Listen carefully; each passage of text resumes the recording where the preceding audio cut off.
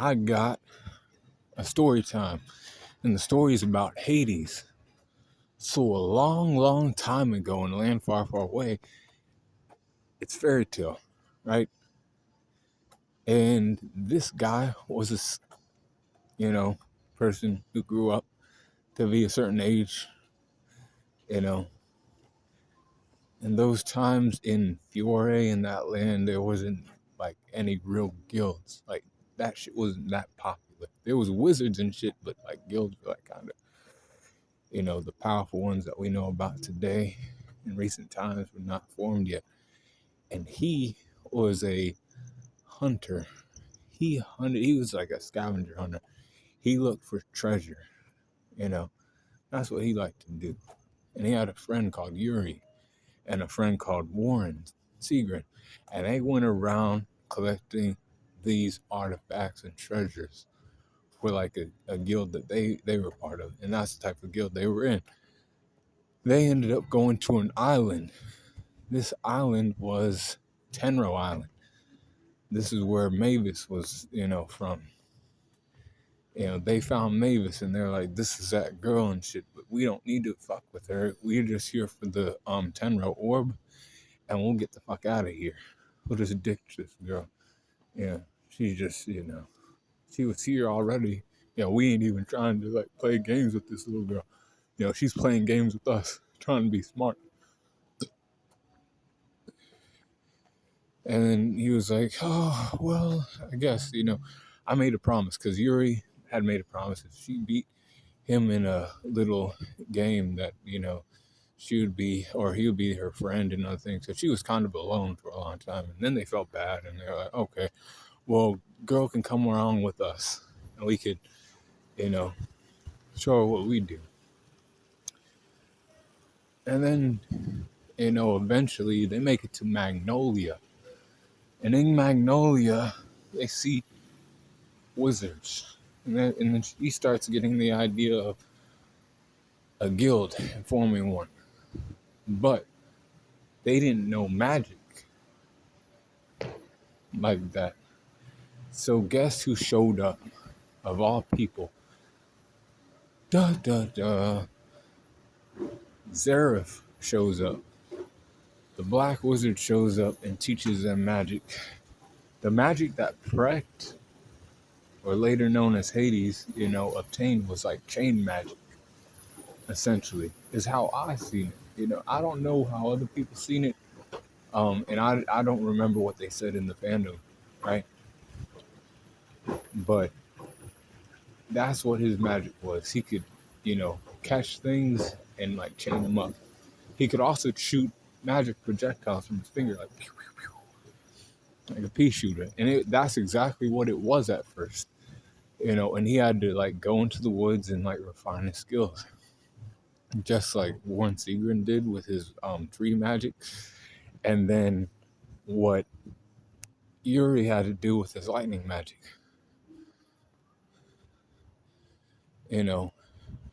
But the thing about Precht was he was a little more invested in learning about magic more than the other ones were.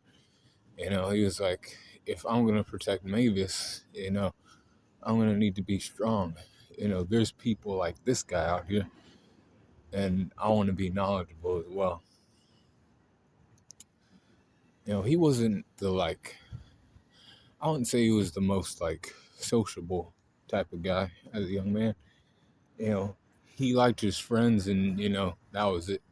He wasn't a bad guy, but he did study magic and he liked doing that. But that is what led him down the dark path, because in doing that,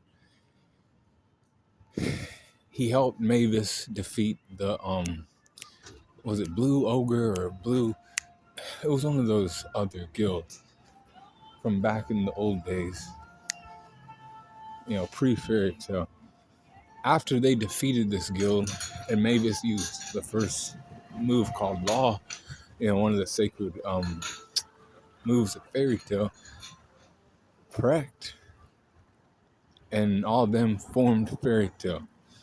Mavis being the first guild master.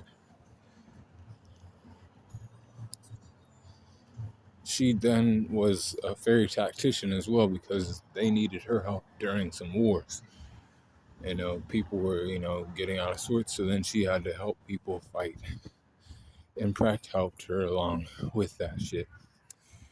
Eventually, she met Zareth again, and, when she did, she, kind of got the curse. She got the curse from Zareth. Now, the curse of unsung, so anything she loved would die, basically. And she also has to live forever, too. But that's the thing. She ended up dying. Her body did, but her spirit lived on. So when she died, Yuri was already dead. And Precht, being the guy who studied magic and other things, right? He became the second guild master of Fairy Tale. And he held the position for quite a long time because when he took the position, it was basically during Makarov's infancy. And then by the time he left the guild, Makarov was 48 years old. So he was the guild master for almost 50 years. And during that 50 years, he was trying to figure out how to bring Mavis back. But in doing this, like I said, because he went and learned about what was called the Abyss of Sorcery. And then he wanted to learn about Zareth more. Zareth was the one who put him on to magic, and he needed to find him again. Also, he also knew about Zareth's son, because he studied, or Mavis's body, and there was an unborn child inside of her. So this child eventually found Zareth, and they formed the Alvarez Empire together. But, Precht was the one who, left the boy somewhere. He's like, I'll just leave this boy. I could kill him, but I'll just leave him somewhere. And that's what he did. And then after a while, he gave he gave the mastery of the guild mastership to Makarov. And then he went on his own path. He wasn't done yet, though. As I said, he was seeking Zareth. This is when he becomes Hades. Hades is now not focused on, magic and, helping people with magic. Focused on finding Zareth and bringing him back. Because he can get him into the world of the Abyss of Sorcery, the primordial magic. The true essence of how magic is. It comes from there. So he was trying to find people too, because he created a dark guild, to awaken Zareth and find Zareth again. Because we know that Black Wizard Zareth didn't stay in Fiore, he wandered around the world. And Precht was now looking for him. Hades was now looking for him. So he recruited 7 kin of purgatory. These wizards, mages, they fucking have what's called lost magic. Zonkro was somebody who used god-slaying magic, flame god-slaying magic. Azuma was a guy who can use the power of trees, but then he can make them explode. Boom. Terraform explosions, I think is what it's called. Then Arc of Time magic from Altir. She was actually getting recruited to the Irrational States at first, but then she was too powerful for Zero, so then he, Hades ended up taking her instead. He recruited a little girl Melody because Altir grabbed her up. And then Kane, the puppet master, and then Rusty Rose, the Arc of Embodiment guy. He could make extra material things if he knows what it's made out of or he's seen it before. He can make that materialize anything he wants. For he's only limited by his mind.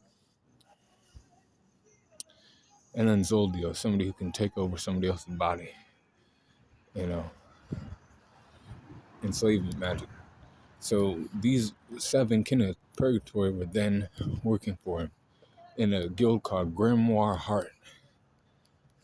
He took fairy law, one of the sacred spells, and he made it a negating move. Basically, anybody who used fairy law could, that spell would be negated by him. Not to be used no more. That's what he did when he went to Tenor Island. He made Makarov look like a boy and shit. And that's what he did. He easily disposed of Makarov for the most part. He didn't break a sweat. And that shit was crazy. This guy's older than Makarov and has more experience than Makarov. He shouldn't even be alive, really. This guy's 100 and something. That's cracked out, But he was able to go in there and, do that. He then, proceeded to have his seven kin fight against the Fairy Tale Guild. He actually had other people too. He didn't just have them. He had Blue Note Stinger, who's a mercenary. He hired him too. He was on par with the kin. Actually, he was actually more powerful than them, but not more powerful than Hades. So Hades then was confronted by Natsu, Gray, Windy, Urza, and Lucy, and they fought against him. Now, when they first fought against him, they couldn't do anything. They didn't do shit. Now, when Loxus appeared, that's when things got interesting. Loxus started, fighting Hades and doing damage to him, breaking past whatever type of magical defenses he had up or whatever. He was able to do damage to him. But that was just Hades getting started. He was like, okay, now I can actually, move around and use what I actually can do against somebody like you. And Loxus was like, yeah, let's see what you can do. And he was able to, defeat Loxus essentially. But, he dumped his powers off to Natsu. Natsu then started doing damage to Hades too. But then he unlocked the Devil Eye, from the Devil Heart that was inside of the Grimoire's ship. And it was being guarded by guards and shit. However, they didn't know about X-Seeds, which were the Flying Cats. So the Flying Cat squad went and destroyed the heart.